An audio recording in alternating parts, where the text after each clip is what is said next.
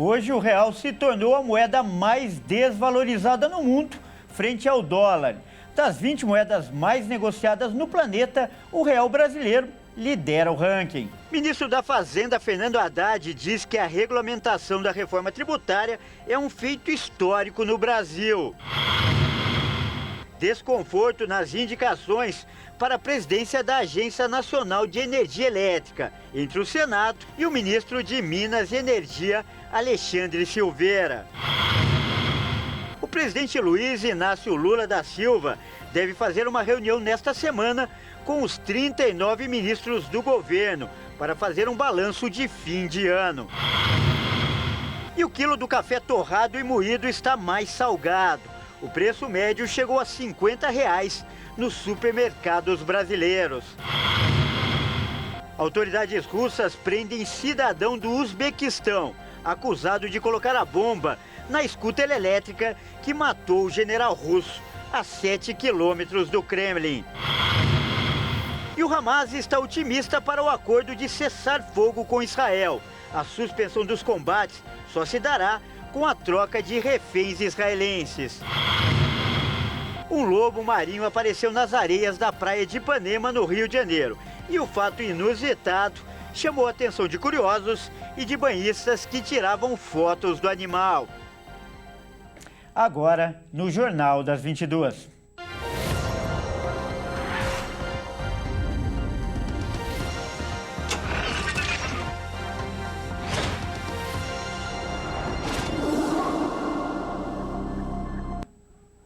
Olá, boa noite, seja muito bem-vindo. O ministro da Fazenda, Fernando Haddad, disse nesta quarta-feira que a regulamentação da reforma tributária foi um feito histórico. A Câmara dos Deputados aprovou o projeto que define a cobrança de novos impostos, como o CBS e o IBS, além de determinar quais os produtos devem pagar mais e menos tarifas e os que devem ficar isentos. O texto agora segue para sanção ou veto do presidente Lula. A regulamentação estabelece trilhas para o funcionamento e as cobranças do novo sistema de tributação sobre produtos e serviços. O regime será totalmente implementado em 2033, depois de uma transição gradual iniciada em 2026. O projeto define que carnes, frangos e peixes terão alíquota zero dentro da cesta básica nacional. Já uma outra categoria de alimentos terá direito a um corte de 60% nas cobranças do IBS e da CBS. Em contrapartida, a proposta define uma lista de produtos e serviços que serão sobretaxados pelo imposto seletivo, apelidado de imposto do pecado, e esse será uma sobretaxa sobre bens e serviços considerados prejudiciais à saúde ou ao meio ambiente. Na prática, os itens desta categoria terão uma tributação maior do que a alíquota comum, estimada pela Fazenda em 27,97%. Eu estou muito convicto que nós fizemos a maior reforma dos últimos 40 anos do ponto de vista estrutural. Eu acho que nesse debate a gente se perde nos detalhes e não tem um debate conceitual da importância da reforma. Uma reforma que corrige a distorção de cobrar imposto na origem e não no destino.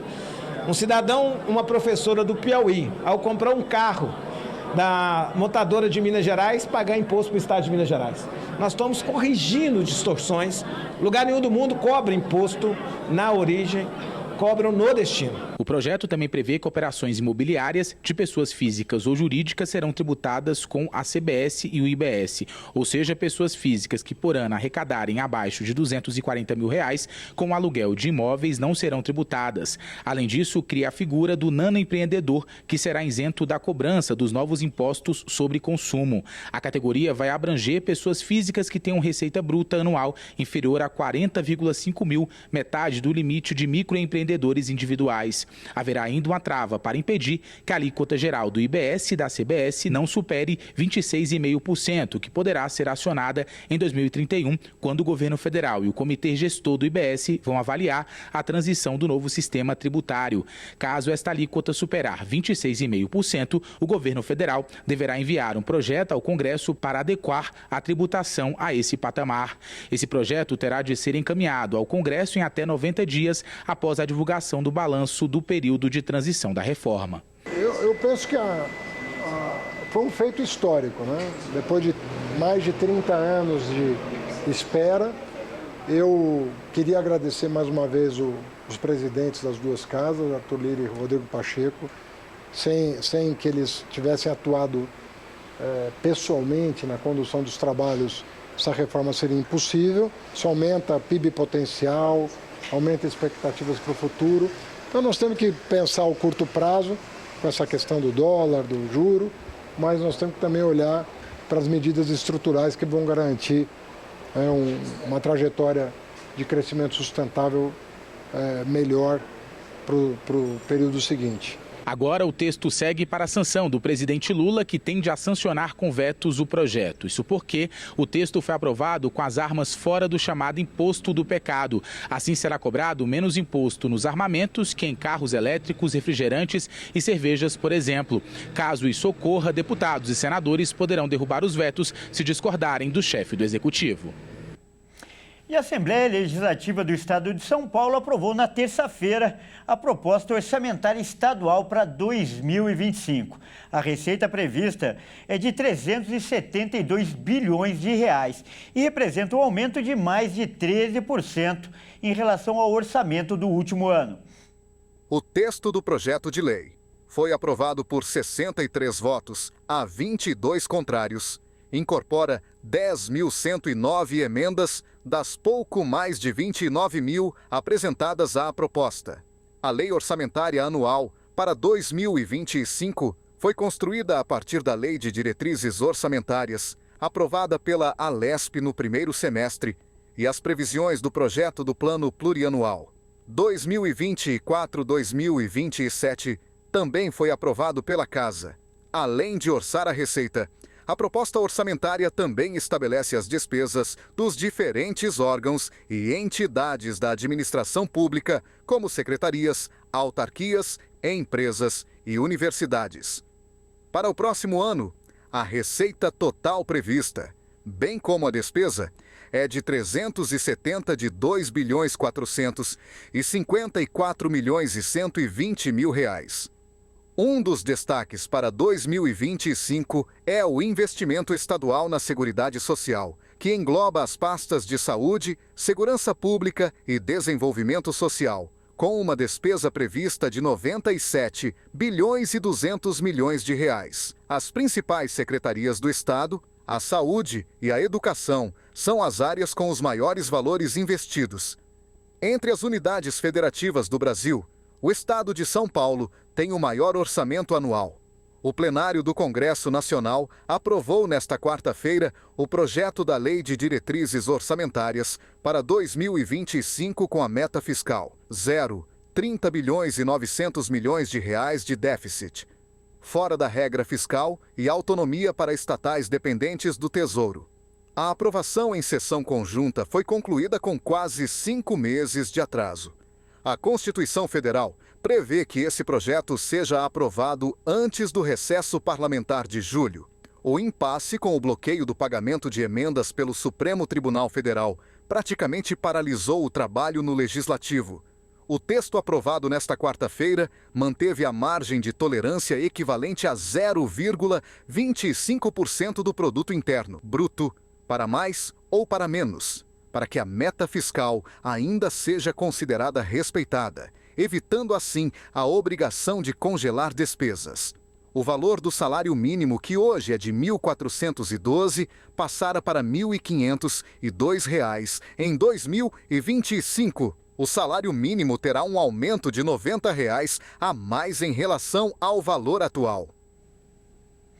E duas indicações feitas para ocupar a diretoria da Agência Nacional de Energia Elétrica causaram divergência. De um lado está o Senado e de outro o ministro de Minas e Energia, Alexandre Silveira. O impasse se tornou tão grande que o presidente Lula terá que mediar a decisão.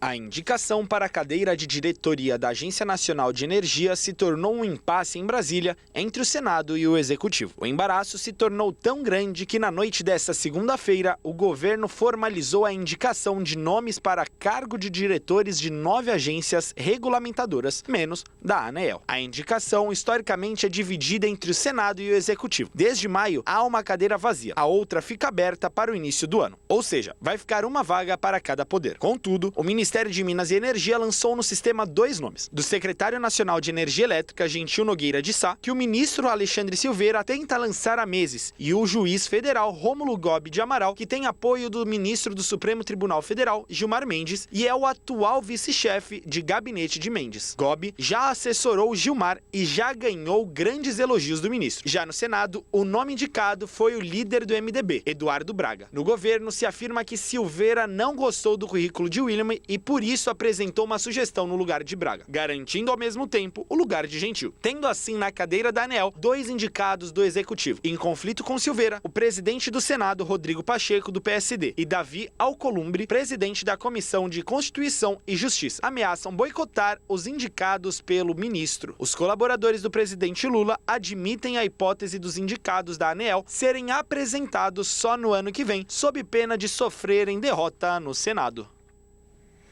E o governo federal realizou na tarde desta quarta-feira o maior leilão portuário da história, com propostas para o porto de Itaguaí, no Rio de Janeiro. A Cedro Participações, representada pela Ágora, venceu o leilão. Ela não teve concorrentes e apresentou proposta de R$1 milhão. O investimento previsto para o terminal é de 3 bilhões e 530 milhões de reais.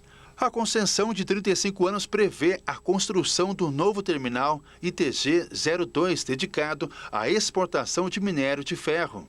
Além do Porto Fluminense, foi realizado para os terminais de Santana, no Amapá, e de Maceió, em Alagoas. O valor total de investimento previsto para as 3 áreas é de 3 bilhões e 620 milhões de reais. O leilão de arrendamentos portuários foi realizado na sede da B3, a Bolsa de Valores brasileira, em São Paulo, com a presença do ministro de Portos e Aeroportos, Silvio Costa Filho. Ao todo, 8 empresas entraram na disputa pelos 3 lotes. O terminal, com área de 249 mil metros quadrados, terá capacidade para movimentar 21 milhões e 400 mil toneladas por ano, consolidando o porto como um dos principais polos de exportação do país. Segundo o governo, serão gerados 333 empregos diretos, além de muitos outros indiretos.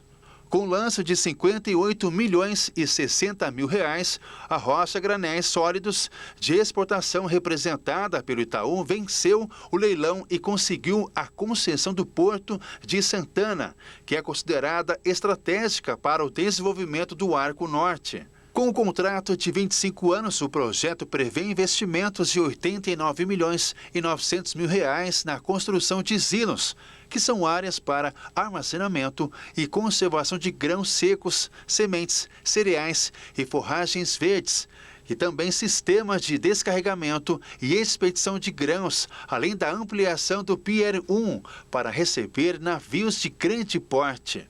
O consórcio Brito Marcelog, representado pela Terra Investimentos, arrematou o porto de Maceió com um lance de 1 milhão e 451 mil reais. E são previstos 6 milhões e 200 mil reais em investimentos para este porto ao longo de 5 anos de contrato.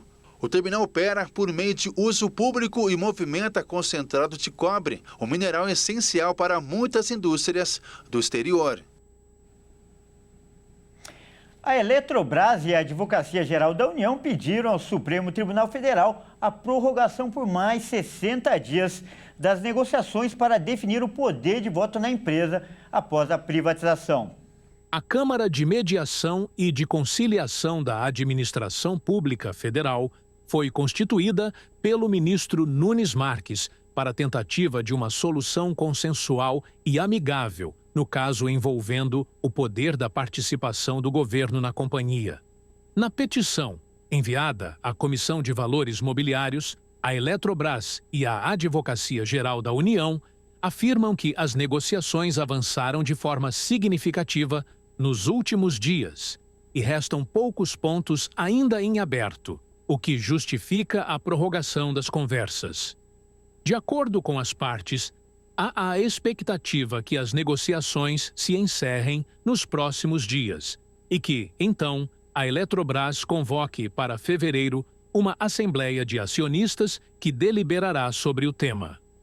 O documento não diz quais os pontos que estão em aberto nas negociações, mas reiteram que há acordo sobre a manutenção do limite no poder de voto do governo na Eletrobras, aumento nas vagas que a União terá no Conselho e desoneração de investimentos em Angra 3. E veja a seguir, o presidente Lula vai se reunir com os 39 ministros do governo para fazer um balanço de fim de ano. E você vai ver também, o cafezinho de todos os dias está mais salgado. O preço do quilo do grão torrado e moído já chegou a R$ 50 nos supermercados.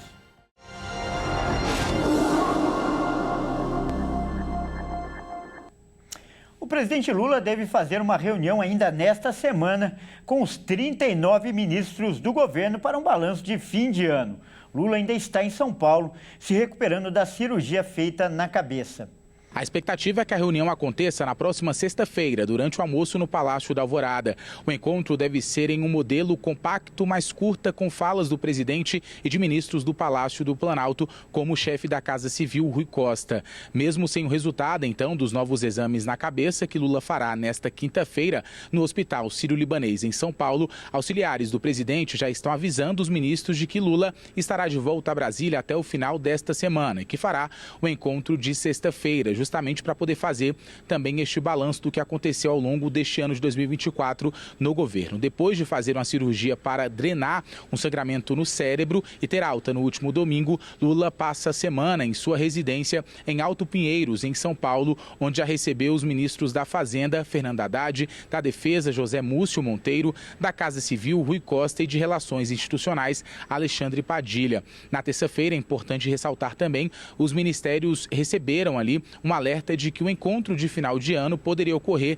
na Granja do Torto. Porém, o Planalto agora trabalha justamente para realizar esta reunião em um almoço no Palácio da Alvorada, que é a residência oficial da Presidência da República. A orientação de auxiliares é de que não seja ali uma reunião longa. Em junho de 2023, por exemplo, Lula fez uma reunião de 9 horas com o seu ministro, até então pela condição ali de recuperação médica do presidente. O presidente também vai usar essa agenda para fazer um balanço de 2024 e uma série de cobranças para 2025. Esse deve ser, inclusive, o último encontro de Lula com a atual formação de ministros, né? O presidente trabalha, então, com o planejamento de fazer, nas próximas semanas, trocas pontuais na sua equipe para a segunda metade do governo. É importante lembrar, então, que essa ideia, né, de fazer mudanças, então, na equipe é justamente para poder atender aos interesses do Centrão. Ano que vem tem eleição para a escolha de novo presidente, tanto da Câmara quanto do Senado. E a gente lembra que o governo, né, ou seja, o presidente Lula vai apoiar Hugo Mota, que vai disputar a presidência da Câmara dos Deputados, e por outro lado, então,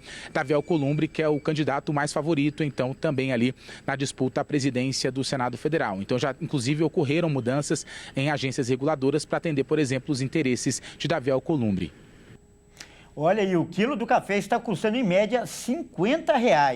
Por isso, inclusive, a Associação da Indústria do Café recomenda evitar o desperdício. Alguns consumidores, inclusive, já mudaram até os hábitos. E o pior de tudo, chegaram até mesmo roubar café das prateleiras dos supermercados.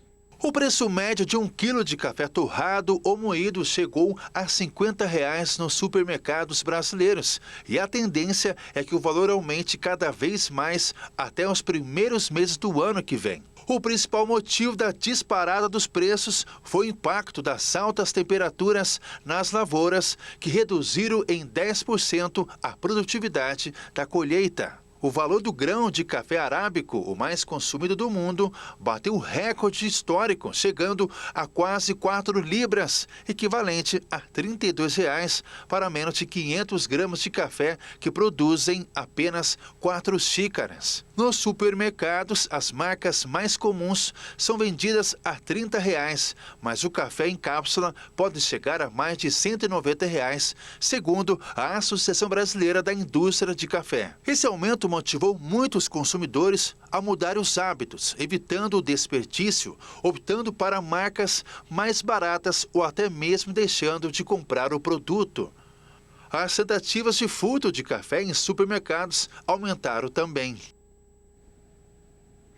A procura mundial por carvão bateu recorde em 2024. Mesmo assim, a Agência Internacional de Energia acredita que o uso do mineral deve se estabilizar em breve. O motivo é o avanço das energias limpas e renováveis.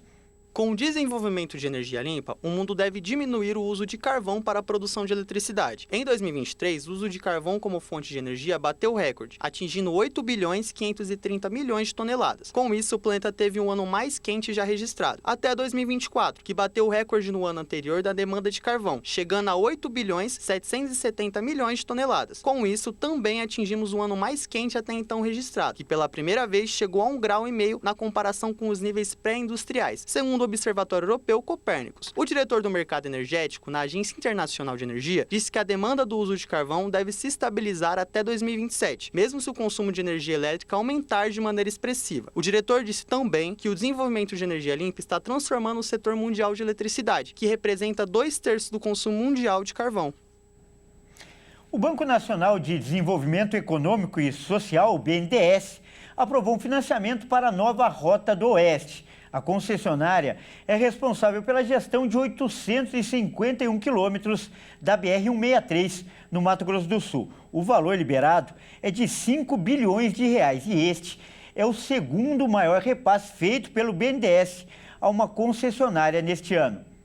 No acordo financeiro entre o Banco de Fomento e a nova Rota do Oeste, a concessionária vai emitir debêntures, títulos de dívidas privados, para captar recursos do BNDES e, assim, tocar seus investimentos. O Banco Público vai comprar esses títulos em valor total de 4 bilhões e 575 milhões de reais, de acordo com a evolução das obras até 2029. Em troca, o BNDES será remunerado por meio de juros ou amortização do título, além de financiar o empreendimento. A nova Rota do Oeste também assinou um financiamento direto por meio do FINEM, linha de crédito oferecida pelo BNDES, no valor de 475 milhões de reais. Esse programa é voltado a projetos e empreendimentos de grande porte. Com os recursos, a concessionária quer concluir a duplicação de um trecho de 444 quilômetros da BR-163, principal corredor logístico rodoviário do agronegócio, seja como rota para o Porto de Santos ou para a região norte, por meio da hidrovia do Tapajós, no Pará. O projeto de duplicação, somado à implementação de melhorias, tem investimento total de 9 bilhões de reais. O trajeto da rodovia tem impacto direto em 19 municípios e 2/3 da população do Mato Grosso. Pela BR-163, passa mais de 20% da exportação agrícola do país, com 40 milhões de toneladas em 2023, movimentando 33 bilhões de dólares no período. A estimativa é de que as obras podem gerar 3.400 empregos diretos e indiretos. Quando concluída, a previsão é de que a duplicação possa reduzir em 35% o número de acidentes e em 20% o tempo de viagem entre Cuiabá e Sinop. A concessão da nova Rota do Oeste passou por uma série de revisões após a concessionária enfrentar dificuldades financeiras que resultaram em descumprimento de obrigações previstas no contrato original. Com o não cumprimento das metas, o governo federal e a Agência Nacional de Transportes Terrestres precisaram renegociar os termos do contrato. Foram realizadas revisões no cronograma de investimentos, tarifas de pedágio e metas de desempenho para tentar adequar o contrato à nova realidade financeira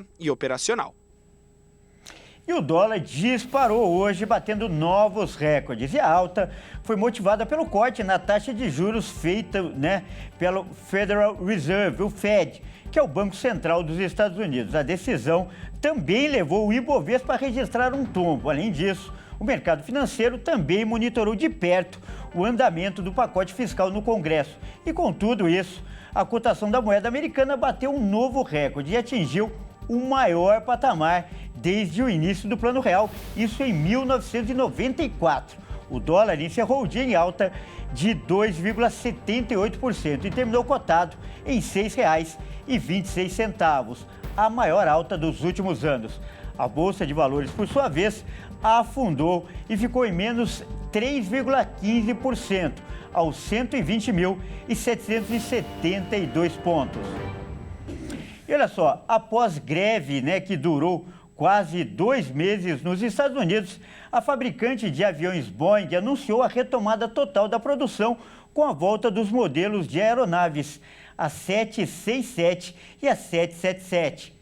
Após a greve dos 33 mil trabalhadores que pediam aumento salarial, a empresa de avião Boeing volta com a sua produção após quase 2 meses. A greve custou mais de 10 bilhões de dólares para a empresa e fornecedores. A fabricante confirmou na semana passada que reiniciou a produção de seu jato mais vendido, o 737 MAX, no início de dezembro. A greve afetou de tal maneira a produção das aeronaves que a Boeing informou que entregou apenas 13 jatos comerciais em novembro, menos de um quarto dos 56 jatos entregues aos clientes 12 meses antes. O chefe do órgão regulamentador norte-americano disse estar satisfeito com o fato da Boeing retomar a sua atividade, mesmo que de forma lenta. O órgão tinha limitado a produção a 38 aviões depois que uma porta sem 4 parafusos se soltou em pleno voo. E veja a seguir, Hamas está otimista para um acordo de cessar fogo com Israel, mas a suspensão dos ataques só acontecerá se os reféns israelenses forem liberados. E você vai ver também um projeto no Rio de Janeiro que chama a atenção de jovens há 30 anos. E tudo através da música.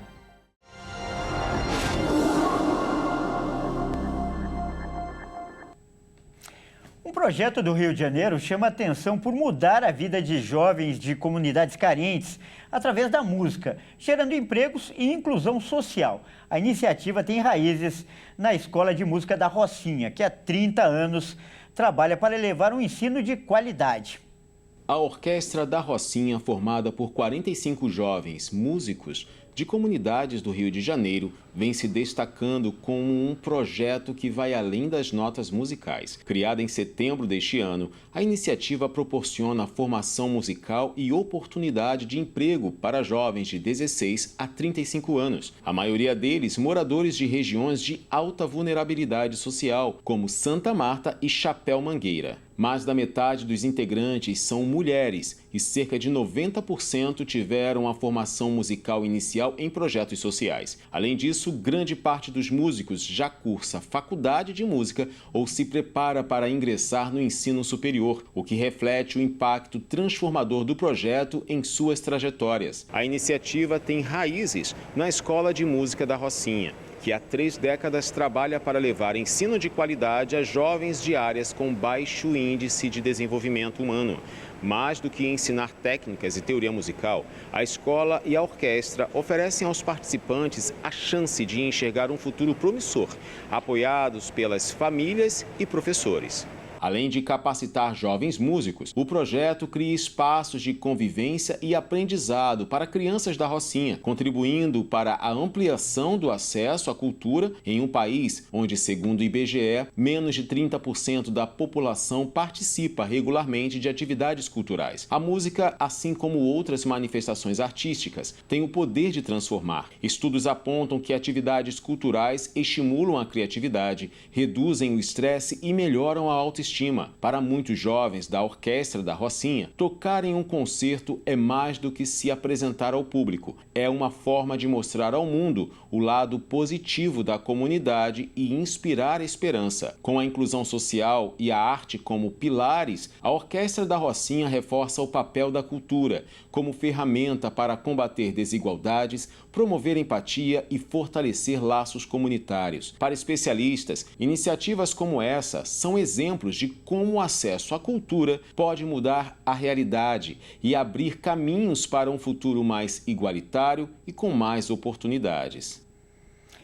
As autoridades russas prenderam um cidadão do Uzbequistão de 29 anos. Ele é acusado de plantar a bomba que resultou na morte do general Igor Kirillov e de seu assistente.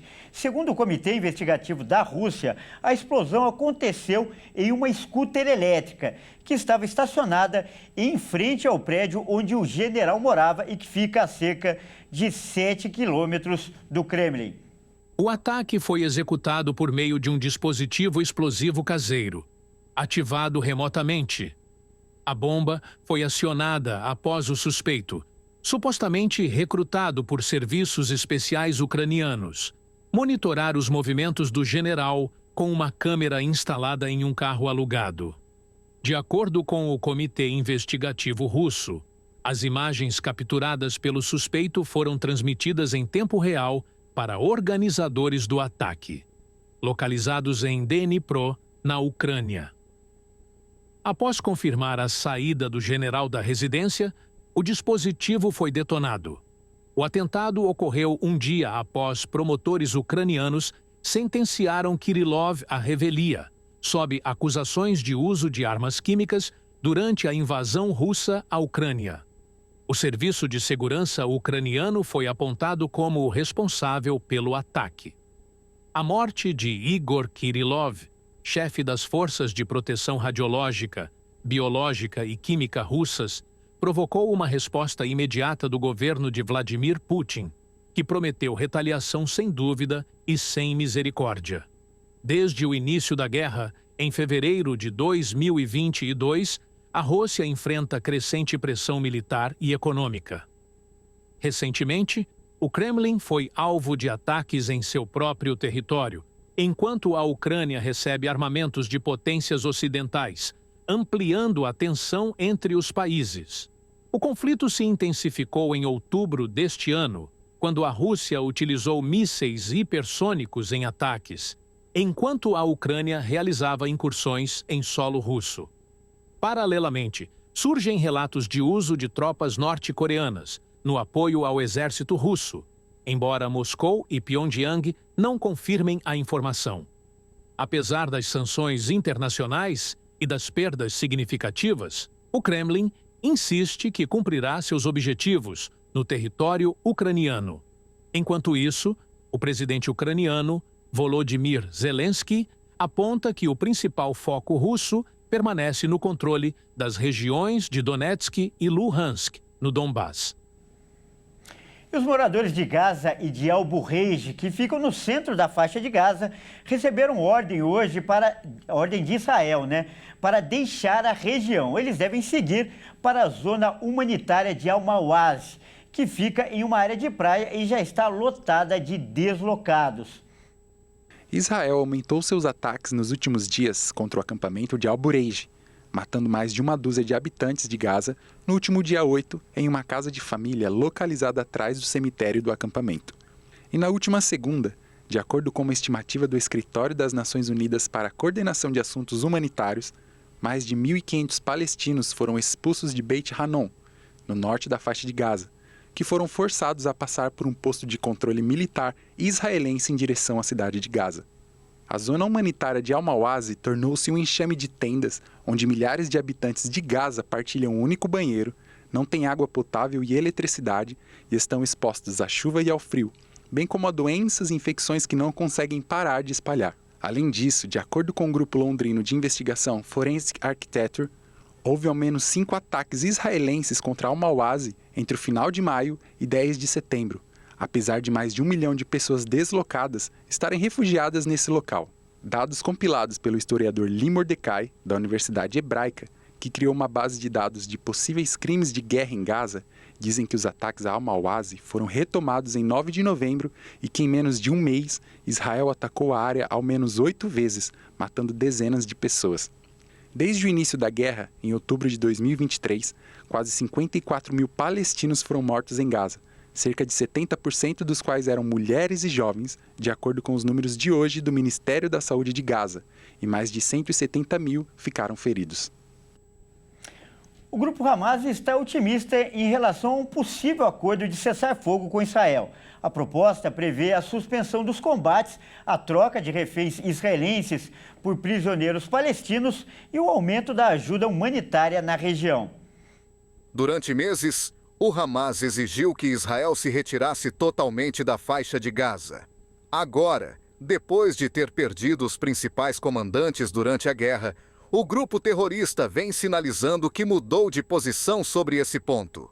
Hoje, declarou que vê as negociações como sérias e positivas. O ministro da Defesa de Israel disse que um acordo está mais próximo do que nunca e que o país vai manter o controle da segurança em Gaza, mesmo se a guerra acabar.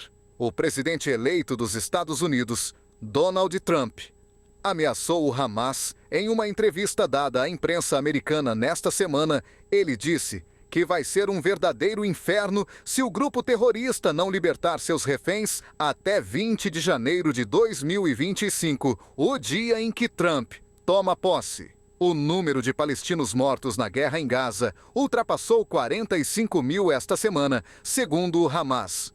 O conflito começou depois que terroristas do grupo atacaram Israel no dia 7 de outubro de 2023 e assassinaram 1.200 pessoas. Refugiados palestinos no sul de Gaza se disseram felizes com a possibilidade de um cessar-fogo.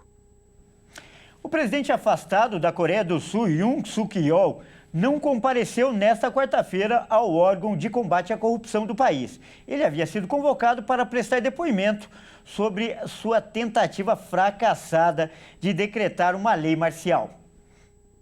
Após sofrer há alguns dias impeachment pela Assembleia Nacional, o presidente da Coreia do Sul, Yoon Suk-yeol, não compareceu nesta quarta-feira a um interrogatório convocado pela Agência de Investigação de Corrupção em Seul. Autoridades convocaram Yoon para prestar depoimento em sua sede como parte da investigação por acusações de insurreição e abuso de poder. O chefe de Estado foi destituído no fim de semana passado pelo parlamento, após a promulgação em 3 de dezembro da lei marcial, que durou poucas horas e deixou o país em sua maior crise política em décadas. Os advogados de Yoon afirmaram na terça-feira que ele não cometeu insurreição e prometeu lutar nos tribunais. A Agência de Investigação de Corrupção anunciou esta semana que enviou a intimação a Yoon, mas que o documento foi devolvido depois que uma pessoa não identificada do gabinete presidencial se recusou a receber a notificação. A ausência de Yoon nesta quarta-feira será considerada uma violação da primeira intimação. Agentes do organismo cogitavam enviar outra intimação, mas a direção informou ao parlamento que os investigadores revisam a emissão de um mandado de prisão. Yoon está sendo investigado por promotores sul-coreanos e por uma equipe conjunta da polícia, do Ministério da Defesa e de investigadores de combate à corrupção.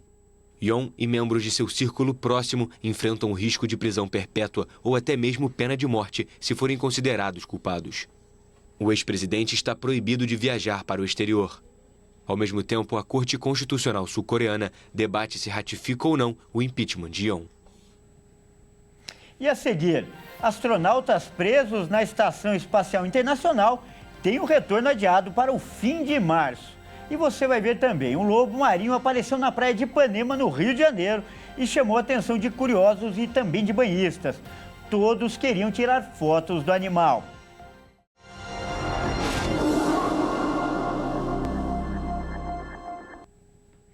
Aproximadamente 120 filhotes de periquitos foram resgatados em uma área de difícil acesso na região do Pantanal. A operação contou até com um helicóptero da Marinha. Vamos ver.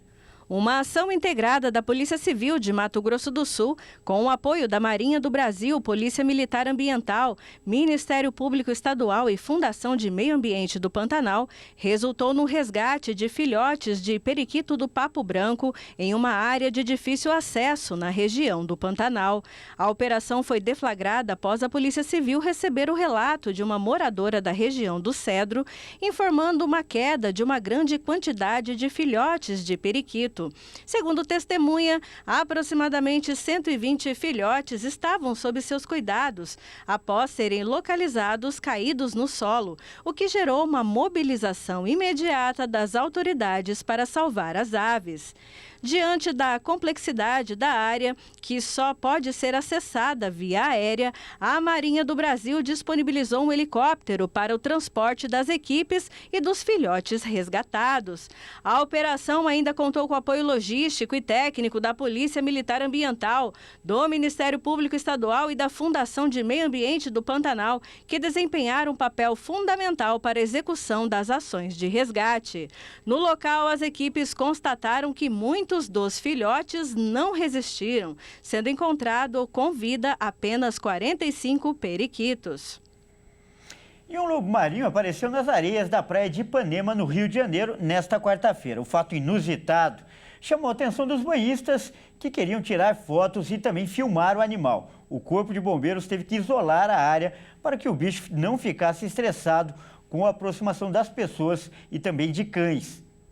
Um lobo marinho apareceu na praia de Ipanema, na zona sul do Rio, na manhã desta quarta-feira. A visita incomum surpreendeu banhistas que estavam no local e o animal logo virou a atração principal. O grupamento marítimo de salvamento do Corpo de Bombeiros foi acionado e a área foi devidamente isolada. Após a avaliação inicial feita por especialistas, foi informado que o mamífero foi identificado como um macho jovem. Ele não apresentava lesões aparentes e estava cansado. Acredita-se que o animal partiu de uma região da Antártida e chegou ao Brasil e, consequentemente, ao Rio de Janeiro, através de uma corrente marinha. Este é o segundo registro desta espécie no Rio em 2024. Em agosto, outro caso como este foi registrado na Baía de Grumari, localizado na Barra da Tijuca, zona oeste do município. De acordo com os especialistas, aparições destes animais não são tão comuns no estado nesta época do ano.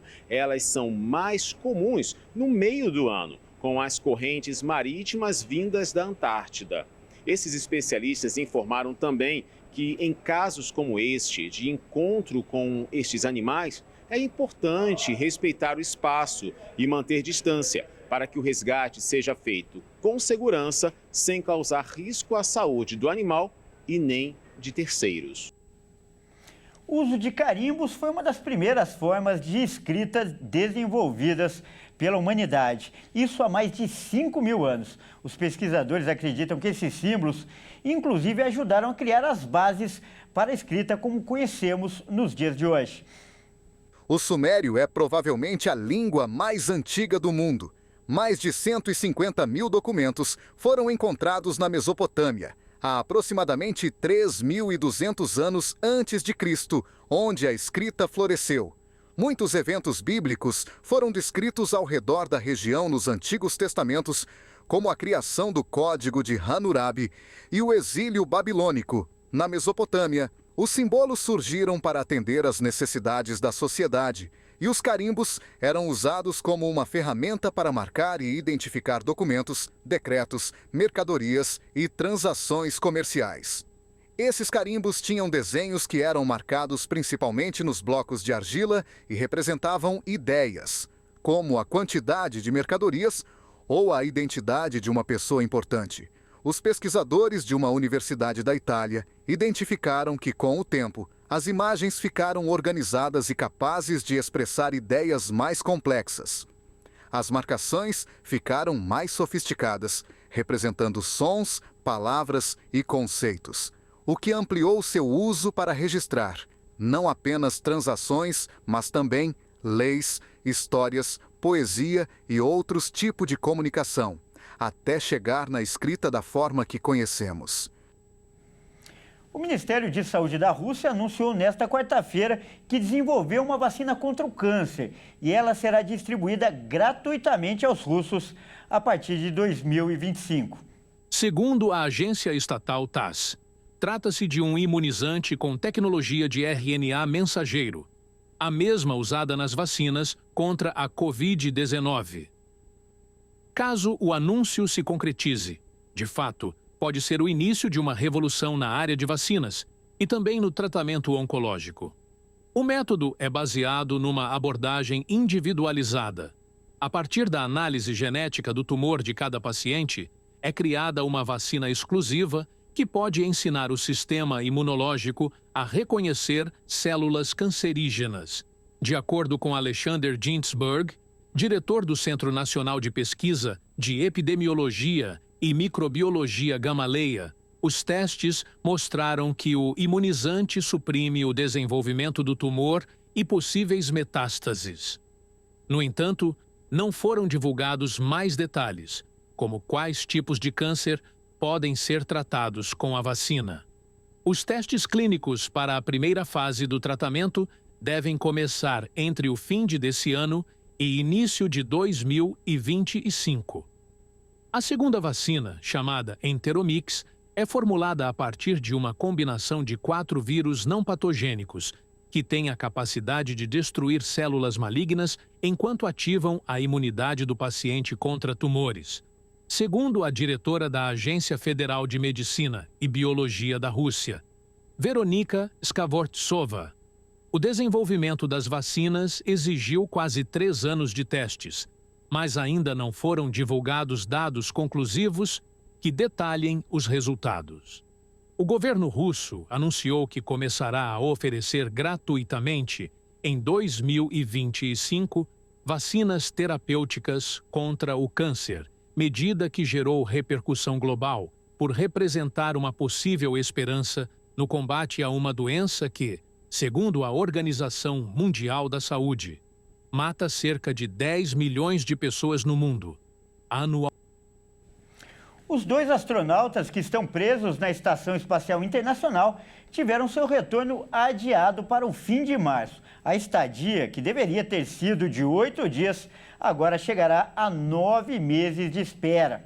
2 astronautas foram enviados para a Estação Espacial Internacional em junho deste ano para uma missão de teste com uma estadia de 8 dias. No entanto, a cápsula que seria usada para o retorno à Terra foi considerada inadequada pela NASA. São inúmeras as razões que poderiam ter afetado o transporte, como falhas técnicas, as condições climáticas para a reentrada na Terra, ou até mesmo dificuldades no sistema de desaceleração para o retorno seguro. A estadia, que duraria 8 dias, passará para 9 meses. Para auxiliar os náufragos espaciais, a NASA realizou um lançamento em setembro com 2 tripulantes para analisar a situação e realizar testes para entender melhor a causa dos problemas da nave. A missão de resgate, inicialmente planejada para fevereiro, foi adiada para março para preparar a nova cápsula para decolagem. Um estudo científico trouxe novas perspectivas sobre as estrelas semelhantes ao Sol. Os dados mostram que a cada 100 anos acontecem superexplosões de radiação. O evento pode impactar profundamente a Terra, o que já preocupa os cientistas.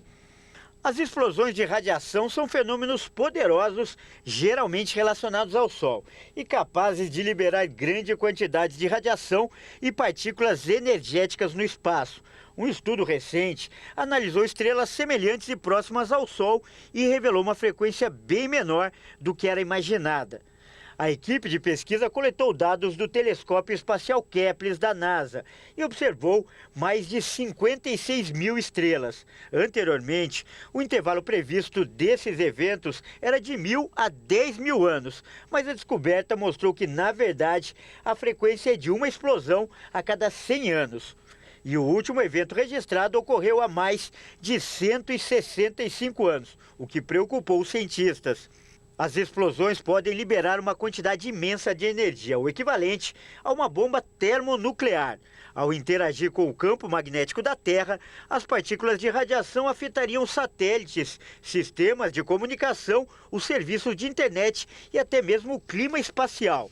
Os cientistas estão cada vez mais atentos à possibilidade desse grande evento e analisam as possibilidades de previsão e monitoramento do clima espacial. Bom, essa edição fica por aqui. Muito obrigado pela companhia. Ótima noite e até amanhã.